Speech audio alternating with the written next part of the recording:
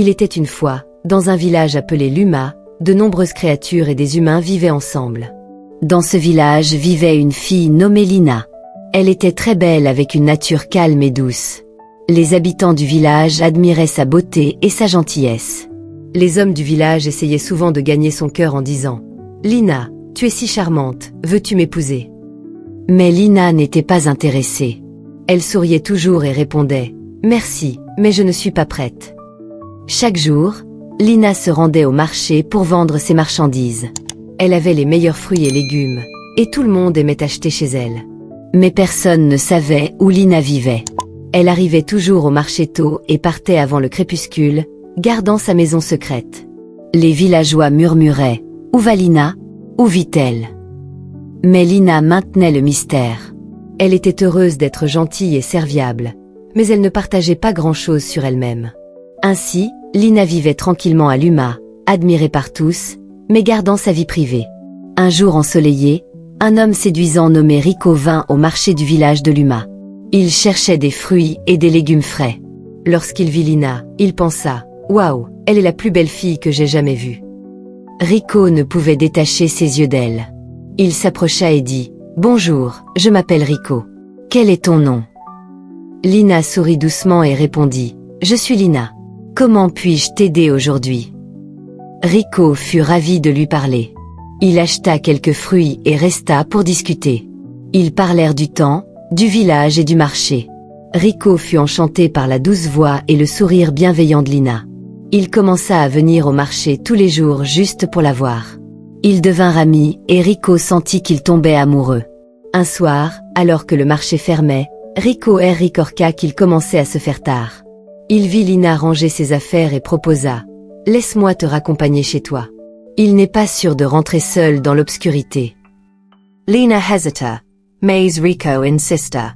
Elle accepta, et ils commencèrent à marcher.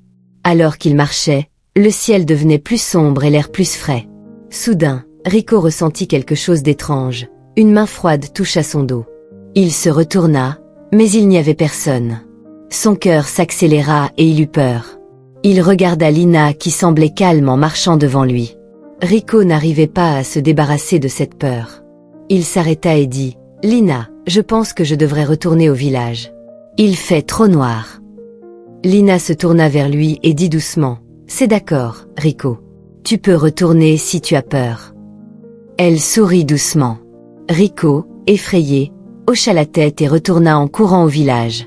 Dès ce jour, Rico ne retourna jamais au marché pour voir Lina. Il avait trop peur de la mystérieuse main froide et de la nuit sombre. Lina, elle, continua à mener sa vie paisible dans le village, bien qu'elle se languissait un peu de la compagnie de Rico. Mais Lina cachait un secret. Elle n'était pas simplement une fille ordinaire du village. Elle venait en réalité d'une forêt magique située au-delà de Luma.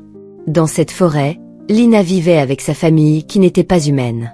Ils avaient la capacité de prendre différentes formes, mais Lina était la seule à pouvoir constamment prendre une forme humaine.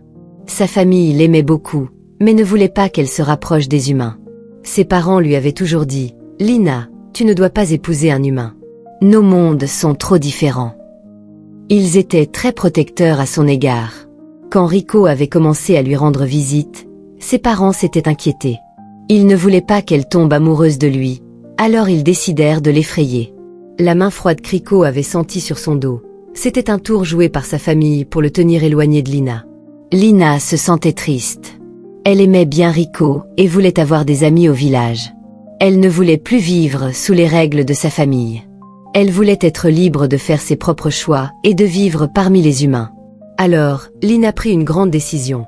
Elle décida de couper les liens avec sa famille dans la forêt et de rester définitivement dans le village de Luma.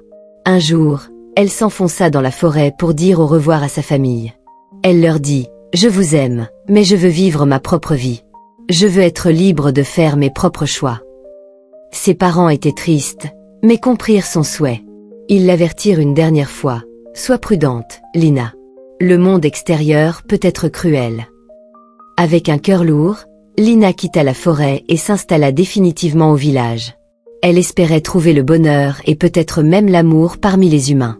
Elle continua de vendre ses marchandises au marché, gardant son passé secret. Les villageois ne la connaissaient que comme la belle et gentille vendeuse du marché, ignorant le monde magique dont elle venait. Après avoir quitté sa famille dans la forêt, Lina ressentit un mélange de liberté et de peur. Elle voulait vivre sa propre vie, mais savait que cela ne serait pas facile. Pour s'assurer qu'elle ne serait pas ramenée dans le monde de sa famille, Lina décida de se rendre au sanctuaire Zara. Zara était un esprit puissant, connu pour aider ceux qui cherchaient un chemin différent dans la vie. Lina marcha jusqu'au sanctuaire et s'agenouilla devant l'autel Zara. Elle parla d'une voix douce mais déterminée. « Grand Zara, je souhaite couper tous les liens avec ma famille. Je veux vivre librement dans le village de Luma, loin de leur contrôle. » Zara apparut dans une douce lueur et écouta la requête de Lina. L'esprit hocha la tête et dit « Je comprends ton souhait, Lina. Je vais t'accorder la liberté que tu cherches, mais sache que ta famille ne sera pas contente. Ils pourraient essayer de te maudire pour te ramener. » Lina, avec un cœur courageux, hocha la tête. « Je comprends. Je veux quand même aller jusqu'au bout. » Zara leva la main et accorda le vœu de Lina. Le lien entre Lina et sa famille fut rompu. Mais, fidèle à l'avertissement de Zara, lorsque sa famille réalisa qu'il avait perdu leur connexion avec Lina, ils furent furieux. Sa mère, en colère et remplie de chagrin, lança une malédiction sur elle. Elle murmura au vent, « Puisses-tu ne jamais trouver le bonheur avec un humain? Puisse-t-il toujours t'abandonner dans le désespoir ?» Malgré la malédiction, Lina resta à Luma. Elle continua sa vie au village, vendant au marché et interagissant avec les habitants. Elle espérait trouver l'amour et un sentiment d'appartenance, même si l'ombre de la malédiction planait sur elle. Lina était déterminée à vivre librement, malgré les défis à venir. Elle garda sa nature douce et bienveillante, espérant qu'un jour, elle rencontrerait quelqu'un capable de voir au-delà de la malédiction et de l'aimer pour ce qu'elle était. Un jour, un marchand bien connu nommé Nino arriva dans le village de Luma. Il voyageait de village en village, vendant de beaux tissus et des vêtements somptueux. Nino était sympathique et charmant, et beaucoup de gens l'appréciaient. Lorsqu'il vit Lina au marché, il fut frappé par sa beauté et sa grâce. « Qui est cette charmante fille ?» se driconda-t-il. Nino s'approcha de Lina avec un grand sourire. « Bonjour, je suis Nino. Je voyage en vendant de magnifiques étoffes. Tu dois être Lina, la fille dont tout le monde parle. » Lina lui sourit en retour et répondit « Oui, c'est bien moi. Enchantée de te rencontrer, Nino. » Nino fut captivé par sa douce voix et ses yeux bienveillants. Il commença à fréquenter le marché plus souvent, s'arrêtant toujours à l'étal de Lina. Ils parlaient et riaient ensemble, et Nino se sentit tomber amoureux d'elle. Il trouvait que Lina n'était pas seulement belle, mais aussi douce et gentille. Après quelque temps, Nino décida qu'il voulait épouser Lina. Il était enthousiaste et lui dit « Lina, je t'aime beaucoup. Veux-tu m'épouser et venir vivre avec ma famille ?» Lina, qui avait toujours été prudente avec l'amour en raison de son passé, ressentit une lueur d'espoir. Elle accepta de rencontrer la famille de Nino. Nino était heureux et l'emmena dans son village pour la présenter à ses parents. Lorsqu'ils arrivèrent, la mère de Nino regarda Lina avec un froncement de sourcils. Elle avait entendu des rumeurs sur le passé mystérieux de Lina et les étranges événements qui l'entouraient. « Cette fille est belle, mais il y a quelque chose de bizarre chez elle, » pensa-t-elle. Après avoir parlé avec Lina un moment, la mère de Nino secoua la tête. « Je suis désolée, Nino, mais je ne fais pas confiance à cette fille. Il y a une malédiction autour d'elle. Elle n'est pas faite pour notre famille, » dit-elle fermement. Nino fut choqué et attristé. Il aimait beaucoup Lina, mais respectait les souhaits de sa famille. Il regarda Lina avec un cœur lourd et dit « Lina, je suis désolé. Ma mère n'approuve pas notre mariage. Je dois écouter ma famille. » Lina sentit son cœur se briser. Elle avait espéré que Nino verrait au-delà de la malédiction, mais elle comprit son choix. Les larmes aux yeux, elle hocha la tête et quitta silencieusement la maison de Nino. Elle retourna au village de Luma, ressentant à nouveau le poids de la malédiction. Malgré son cœur brisé après l'épisode avec Nino, Lina continua de vivre à Luma, toujours pleine d'espoir qu'un jour, elle rencontrerait quelqu'un qui pourrait l'aimer malgré la malédiction. Elle resta forte et continua sa routine quotidienne, toujours gentille et douce, même lorsque son cœur était lourd de tristesse. Après cette déception amoureuse, Lina ressentit plus que jamais le poids de la malédiction. Elle était fatiguée d'être repoussée à cause de celle-ci. Désespérée de trouver une solution, Lina décida de retourner au sanctuaire Zara. Elle espérait que l'esprit puissant pourrait l'aider à trouver la paix et lever cette malédiction qui la hantait. Lina se rendit au sanctuaire et s'agenouilla une fois de plus devant l'autel Zara, le cœur lourd. Elle implora, « Grand Zara, la malédiction qui pèse sur moi cause tant de souffrance. Aide-moi, s'il te plaît, à l'enlever pour que je puisse trouver le bonheur et être libre de ce fardeau. » Zara apparut dans une lumière douce et écouta la requête de Lina. « Lina, tu as enduré beaucoup à cause de cette malédiction, » dit Zara doucement. « Je peux lever la malédiction, mais il y a une condition. Tu dois rester calme et ne jamais laisser la colère envahir ton cœur. Si tu te mets en colère, la malédiction reviendra, et elle sera encore plus forte. » Lina hocha la tête, les yeux pleins d'espoir. « Je promets, Zara, de rester calme et de garder mon cœur pur. S'il te plaît, lève la malédiction, » implora-t-elle. Avec un geste de la main de Zara, une brise douce entoura Lina, et elle sentit un poids s'envoler de ses épaules. La malédiction avait été levée. Lina ressentit un nouveau sentiment de liberté et d'espoir. Elle remercia Ara de tout son cœur et retourna au village de Luma, déterminée à mener une bonne vie. De retour au village, Lina continua sa routine quotidienne. Elle vendait ses marchandises au marché et saluait tout le monde avec sa gentillesse habituelle. Les villageois admiraient sa beauté et son calme, ignorant tout de la malédiction qu'elle avait endurée. Lina se sentait plus légère, sachant que la malédiction était partie. Elle resta attentive à sa promesse à Zara, gardant ses émotions sous contrôle et restant calme en toutes circonstances. Elle espérait qu'un jour, elle rencontrerait quelqu'un qui l'aimerait pour ce qu'elle était, libre de l'ombre de son passé. Un après-midi ensoleillé, Lina se rendit au ruisseau du village pour chercher de l'eau. Assise sur un rocher, réfléchissant à sa vie et aux défis qu'elle avait affrontés, elle ressentit une profonde tristesse. Elle se languissait de partager sa vie avec quelqu'un. Alors qu'elle était plongée dans ses pensées, une voix douce l'appela. « Est-ce que ça va ?» Lina leva les yeux et vit un homme au visage bienveillant, debout près de l'eau.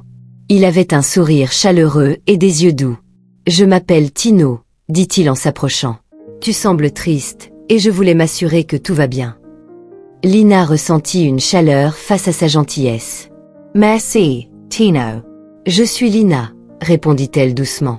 Ils discutèrent pendant un moment, et Lina se sentit à l'aise de s'ouvrir à lui. Tino l'écouta avec attention et la réconforta, la faisant se sentir en sécurité. Au fil des jours, Tino et Lina se rencontrèrent souvent au ruisseau. Ils parlaient, riaient, et Lina sentit un lien se développer entre eux. Tino était gentil et compréhensif, et il ne posait pas de questions sur son passé. Il appréciait simplement sa compagnie et la faisait se sentir valorisée. Un jour, Tino dit à Lina, « Je tiens beaucoup à toi, Lina. Tu es une personne merveilleuse, et je veux être avec toi. » Lina fut surprise. Elle ressentit un mélange d'émotions, espoir, peur et un peu de bonheur. Elle hésita, se souvenant de la malédiction et de ses déceptions passées, mais la sincérité de Tino toucha son cœur. Lina répondit enfin, « Je t'apprécie aussi, Tino, mais j'ai traversé beaucoup de choses. Es-tu sûr de vouloir être avec moi ?» Tino hocha la tête avec un sourire. « J'en suis sûr, Lina. Construisons une vie ensemble. » Ils se rapprochèrent et leur lien se renforça. Bientôt, Tino proposa à Lina de l'épouser. Il voulait faire d'elle sa femme et partager une vie heureuse avec elle. Avec joie, Lina accepta sa proposition. Ils commencèrent à planifier leur mariage, rêvant d'un avenir ensemble, rempli d'amour et de bonheur. Pour la première fois depuis longtemps, Lina sentit un véritable espoir. Elle croyait qu'avec Tino, elle pourrait enfin trouver la paix et l'amour qu'elle cherchait depuis si longtemps. Le village de Luma bouillonnait d'excitation à l'approche du mariage, et Lina ressentait un chaleureux bonheur en espérant que ce serait le début d'un nouveau chapitre dans sa vie. Le jour du mariage de Lina et de Tino arriva, et le village de Luma était en effervescence. Tout le monde s'était rassemblé sur la place du village, décoré de fleurs colorées et de bannières éclatantes. Les villageois dansaient, chantaient et célébraient, heureux de voir Lina et Tino ensemble. L'air était rempli de joie et de rire alors qu'ils échangeaient leurs vœux sous le chaud soleil. Lina était resplendissante dans sa magnifique robe, et Tino ne pouvait s'empêcher de sourire. Ils promirent de s'aimer et de se chérir, entourés par les acclamations et les bénédictions des villageois. C'était une journée parfaite, et tout le monde ressentait l'amour et le bonheur dans l'air. Mais lorsque la nuit tomba et que le couple se retira dans leur nouvelle maison, prêt à commencer leur vie ensemble, quelque chose de bizarre se produisit. Lina commença à se sentir mal à l'aise. Son corps changeait, et un frisson glacé parcourut son échine. Elle regarda Tino, inquiet. Soudain, son corps commença à se transformer. Ses jambes se soudèrent ensemble, sa peau devint écailleuse, et avant qu'il ne s'en rende compte, elle s'était transformée en un énorme python. Les yeux de Tino s'écarquillèrent de choc et de terreur. Il ne pouvait pas croire ce qu'il voyait. Lina, désormais un serpent géant, le regarda avec des yeux tristes. Paniqué, Tino cria et sortit en courant de la maison. Il trébucha à travers le village, criant à l'aide. Les villageois, entendant ses cris, se rassemblèrent rapidement autour de leur maison. Ils virent Tino, pâle et tremblant, pointant vers la maison. Les villageois s'approchèrent prudemment et virent, sortant lentement de la porte, le python géant. Ils furent sidérés et reculèrent, murmurant de peur et de confusion.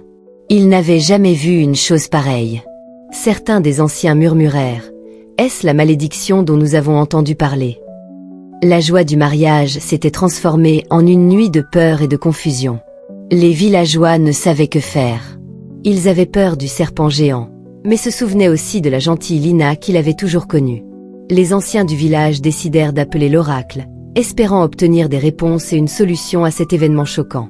Le village était en état de choc et de confusion après les événements inattendus de la nuit du mariage. Les anciens se réunirent rapidement et décidèrent d'appeler l'oracle pour comprendre ce qui s'était passé. Les villageois se rassemblèrent sur la place, murmurant et se questionnant sur Lina et le python géant qu'elle était devenue. L'oracle arriva, une figure sage qui avait guidé le village à travers de nombreux mystères. Les anciens et les villageois se tenaient en cercle, attendant des réponses. L'oracle s'avança et dériconda à Lina de venir au centre. Le python géant avança lentement et, avec un profond soupir, Lina parla, sa voix emplie de tristesse. « Je suis Lina, commença-t-elle. Je viens d'une famille qui vit dans la forêt. Je suis la seule à pouvoir prendre une forme humaine. Mes parents n'ont jamais voulu que j'épouse un humain, car ils craignaient que cela n'apporte des ennuis. Ils ont essayé d'effrayer tous ceux qui s'approchaient de moi, mais je voulais une vie normale, trouver l'amour et le bonheur comme tout le monde. Alors, j'ai coupé les liens avec ma famille, mais ils m'ont maudite en disant que je ne trouverais jamais le bonheur avec un humain. » Les villageois écoutèrent, leur peur se transformant en sympathie. Ils avaient toujours connu Lina comme une personne gentille et douce. Les anciens regardèrent l'oracle, qui hocha solennellement la tête, reconnaissant la véracité des paroles de Lina. Puis, l'oracle se tourna vers Tino. « Tino, as-tu quelque chose à dire ?» Driconda-t-il doucement mais fermement. Tino, encore tremblant et honteux, s'avança. Il hésita, mais sous le regard attentif de l'oracle, il finit par parler. « Oui, j'ai quelque chose à avouer, » dit-il, sa voix tremblante. « J'étais attiré par Lina à cause de sa beauté et de sa gentillesse, mais j'avais aussi d'autres intentions. Je pensais pouvoir l'utiliser pour obtenir de la richesse et du pouvoir. Je prévoyais de prendre son argent et de l'abandonner une fois que j'aurais eu ce que je voulais. » Un murmure parcourut la foule. Les villageois étaient choqués par la confession de Tino. Ils l'avaient toujours vu comme un homme bon et attentionné. Les anciens le regardèrent avec déception, et l'oracle soupira profondément. « Tu prévoyais de trahir la confiance de Lina et de l'utiliser à tes propres fins, » dit l'oracle. « C'est une grave faute. Lina ne souhaitait rien de plus qu'une vie normale et l'amour, mais tu l'as vue comme un moyen d'arriver à tes fins. » Tino baissa la tête, honteux, incapable de soutenir le regard des villageois. La vérité avait été révélée, et c'était une révélation douloureuse pour tout le monde. L'oracle et les anciens devaient maintenant décider de la suite des événements. Les villageois attendaient en silence, leur cœur lourd face à la vérité, en attendant le jugement de l'oracle. L'oracle resta au milieu de la place du village, plongé dans ses réflexions. Après un long silence, il prit enfin la parole, d'une voix calme mais ferme. Lina recherchait une vie de paix et d'amour, tandis que Tino cherchait à l'utiliser pour son profit, commença l'oracle. Dans ce monde, les actions ont des conséquences. Tino, tu ne peux échapper à la responsabilité de tes intentions et de tes actes. L'oracle se tourna vers Tino, qui tremblait encore. Tu ne peux être libéré de Lina, déclara l'oracle. Tu dois rester avec elle en tant que ton épouse. C'est la conséquence de ta tromperie et la leçon que tu dois apprendre. Tu voulais l'utiliser, Mais maintenant, tu devras vivre avec la personne que tu avais l'intention de trahir. Saito Punition. Un murmure parcourut la foule. Les villageois furent surpris par la décision de l'oracle. Beaucoup ressentaient de la sympathie pour Lina, qui avait tant souffert, et ils n'étaient pas sûrs de ce que cela signifiait pour Tino. Cependant, ils respectaient la sagesse de l'oracle et savaient que son jugement était juste et équitable. Tino semblait dévasté. Il réalisait maintenant la gravité de ses actions et les conséquences qu'il devait désormais affronter. Il jeta un coup d'œil à Lina, qui était toujours sous sa forme de python, les yeux remplis de tristesse et de résignation. Tino savait qu'il n'avait pas d'autre choix que d'accepter la décision de l'oracle. L'oracle leva la main pour faire taire les murmures.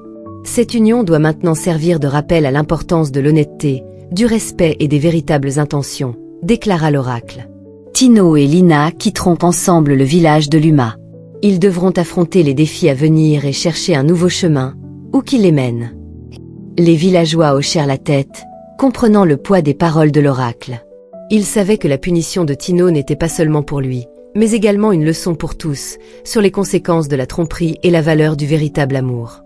Avec le verdict de l'oracle, la réunion prit fin dans un silence solennel. Les villageois commencèrent à se disperser, murmurant entre eux au sujet des événements du jour. Tino et Lina, liés par le destin et le décret de l'oracle, se préparèrent à quitter le village. Le chemin devant eux était difficile et incertain, mais ils savaient qu'ils devaient l'affronter ensemble. Le village de Luma se souviendrait longtemps de cette histoire comme un conte d'amour, de trahison et de recherche de rédemption. Les villageois regardèrent les deux partir, certains avec sympathie, d'autres avec curiosité. Ce fut un adieu sombre, sachant que les deux feraient face à un avenir incertain ensemble. Tino et Lina marchèrent vers la forêt où vivait la famille de Lina. Alors qu'ils pénétraient dans les bois épais, l'air semblait différent, plus magique et mystérieux. Tino était nerveux, ne sachant pas à quoi s'attendre. Lina, toujours sous sa forme de python, ouvrait la marche. Ils atteignirent enfin une clairière cachée où résidait la famille de Lina. À leur arrivée, les membres de la famille de Lina, chacun avec des formes uniques, émergèrent. Certains avaient des traits d'animaux, tandis que d'autres semblaient plus éthérés et mystiques. Ils observèrent en silence Lina et Tino s'avancer. Tino, sentant le poids de ses actions, s'avança et baissa la tête. « Je suis désolé pour mes intentions, dit-il, la voix pleine de sincérité. Je voulais utiliser Lina pour mon propre gain, mais j'ai appris ma leçon. J'accepte le jugement de l'oracle et je vous dériconde pardon. » Les parents de Lina, inquiets pour elle, écoutèrent attentivement. Ils virent le regret dans les yeux de Tino et la sincérité dans sa voix. Après un moment de silence, la mère de Lina prit la parole. « Nous voyons que tu es vraiment désolé, Tino. Nous te pardonnons, mais sache que vivre ici ne sera pas facile. Tu devras respecter nos coutumes et prendre soin de Lina. » Tino hocha la tête avec gratitude. « Je comprends et je ferai de mon mieux, » promit-il. Avec cela, la famille de Lina accepta Tino dans leur monde. Ils l'accueillirent non pas comme une personne parfaite, mais comme quelqu'un prêt à apprendre et à grandir.